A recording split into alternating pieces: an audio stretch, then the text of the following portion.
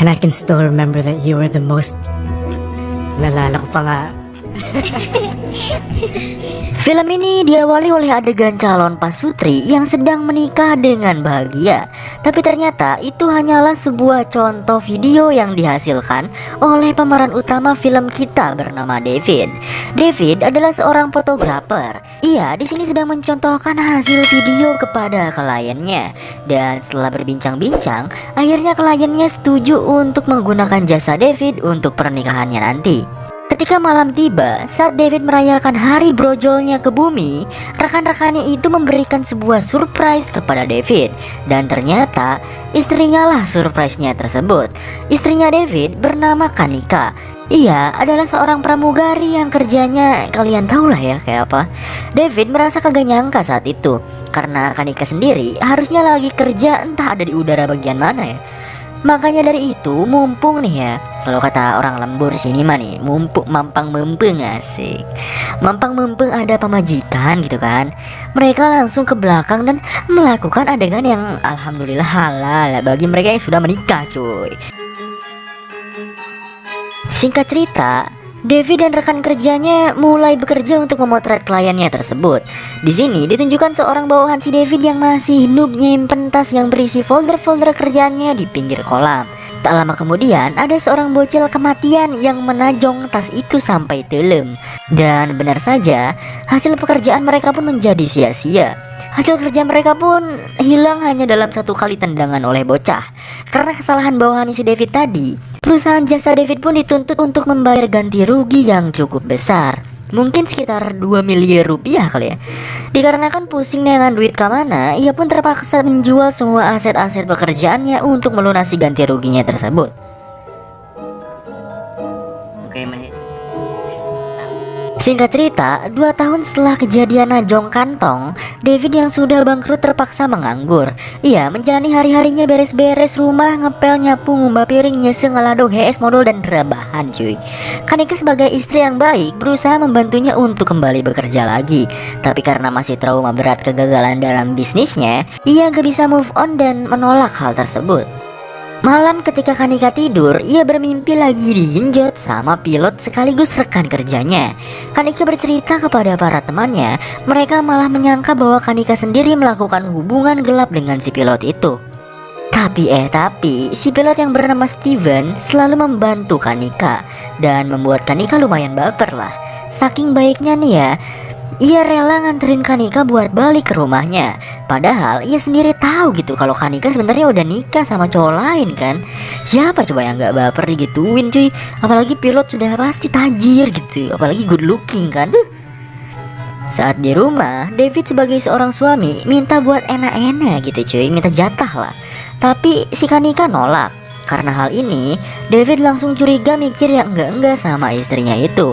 Dan kecurigaan ia pun diperjelas dengan bukti chatan Kanika dengan si pilot yang ia lihat sendiri di ponsel Kanika itu. Ditambah lagi, Kanika juga dianterin pulang kan sama si pilot itu. Di suatu malam, Kanika diajak buat dinner sama Steven dan teman-temannya yang lain. David akhirnya memutuskan untuk ikut makan malam sama Kanika. Di sana, kecurigaan ia pun semakin jelas karena tatapan Kanika dan senyumannya itu selalu tertuju pada Steven. Hal ini membuat David sebagai seorang suami cemburu besar dan marah kepada Kanika. Bahkan ia menuduh Kanika sudah pernah digenjrot sama si pilot itu. David pun stres.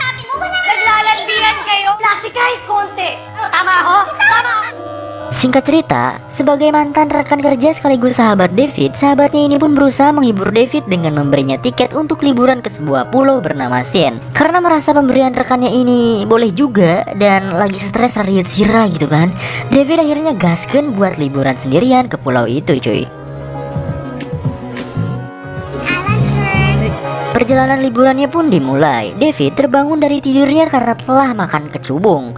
Ia langsung mencari cincin kawinnya yang terjatuh. Tapi alih-alih, ada seorang cewek bahenol yang lagi yoga cuy. Ia bernama Tasya. David langsung teler setengah mati lagi gara-gara lihat si Tasya lagi yoga dengan bodinya kayak body Tamiya tanpa casing sedikit pun cuy.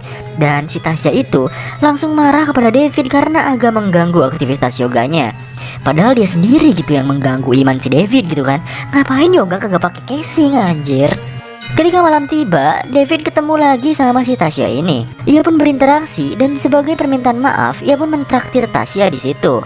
Diketahui, katanya Tasya adalah seorang desainer yang sedang liburan di Pulau Sin. Karena karakter Tasya juga nggak boring dan gampang klop gitu kan. Entah kenapa, dan tanpa disuruh juga, si Tasya joget-joget di hadapan David yang membuat David agak lumayan gitu kan. Dan semakin lama, hubungan mereka pun semakin dekat.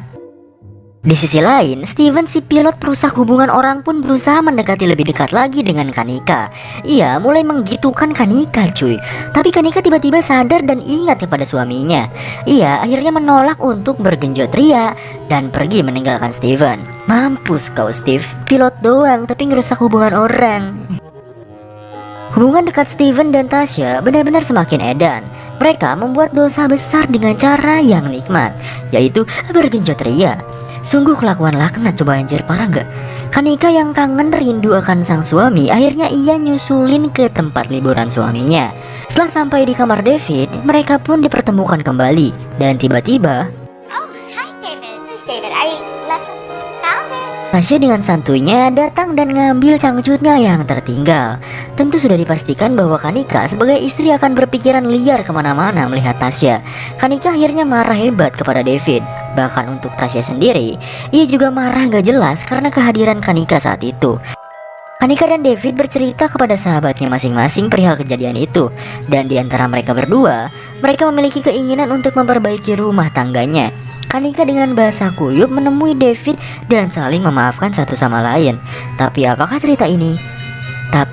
cerita film ini selesai begitu saja? Mari kita lanjutkan. Di tempat lain, Tasya mencari informasi mengenai Kanika. Ia dengan sengaja join grup yoga yang diikuti oleh Kanika saat itu. Kanika merasa risih akan kedatangan Tasya. Ia memberitahu Tasya untuk gak mencampuri urusan rumah tangganya lagi. Dan lagi-lagi Tasya dengan badass-nya merasa tertantang dan malah kekeh ras babatok untuk terus mendekati David. Besoknya, David kedatangan paket. Paket itu berisikan kamera. Awalnya, David mengira paket itu kejutan dari istrinya. Tapi lagi-lagi, paket itu dari Kanika. David akhirnya pergi ke rumah Tasya, berniat mengembalikan barang itu dan menyelesaikan masalahnya. Tapi saat bertemu, Tasya berbicara kepada David bahwa ia telah di KDRT oleh suaminya sendiri. Sedangkan si Kanika ia menemui suaminya si Tasya. Suaminya ini bilang kalau Tasya adalah orang yang mengalami gangguan jiwa dan hanya berpura-pura bahwa dirinya di KDRT olehnya. Dan target selanjutnya adalah David sendiri. Tasya akhirnya meminta David untuk menggenjretnya. Dan David sendiri akhirnya meninggalkan Tasya dengan emosi saat itu. Setelah Kanika balik, Tasya mengunjungi tempat kerja suaminya. Ia akhirnya membunuh suaminya itu. David akhirnya mencari tahu informasi mengenai Tasya. Dan disinilah ia mengetahui bahwa Tasya bukan orang normal. Ia juga berkali-kali melanggar hukum karena jiwanya tersebut. Kanika yang sedang berjalan hendak ditabrak oleh Tasya. Karena kesal, ia pun membalas Tasya dengan menjambak rambutnya di dalam mobilnya. Tasya tidak tinggal diam. Ia membalas perlakuannya itu dengan cara datang ke rumah Kanika. Ia pun menghajar dan menyekap Kanika. David yang datang malah tertembak di bagian bahu dan terjatuh. Sedangkan Kanika berhasil melepas ikatannya dan mulai ribut sama si Tasya ini. Kanika mendapat luka sayatan di pipi dan terpojokan. David dengan anugerah Tuhan yang diberikan akhirnya bisa bangun dan mendorong Tasya dari balkon sampai terjatuh. Tapi anehnya, Tasya malah bisa bangun lagi walaupun sudah terjatuh di lantai atas cuy. Saat hendak menyerang, Kanika menembakkan pelurunya dan Tasya pun berhasil ditewaskan. Singkat cerita, David telah berhasil kembali bekerja sebagai pemotret kembali. Ia juga menjalin rumah tangga baik kembali dengan Kanika, walaupun Kanika sekarang memiliki codet di pipinya. Dan film pun tamat, alhamdulillah.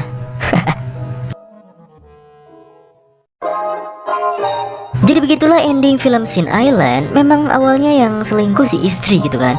Yang udah bener selingkuh ternyata si suami, kampret emang ini film cuy. Tapi dibalik itu semua, banyak sekali hal yang bisa kita dapatkan di film ini cuy. Mungkin contoh kecilnya, segala sesuatu yang kita lakukan di masa sekarang bisa aja sesuatu itu kita alami atau bisa aja lebih parah dari apa yang kita lakukan gitu.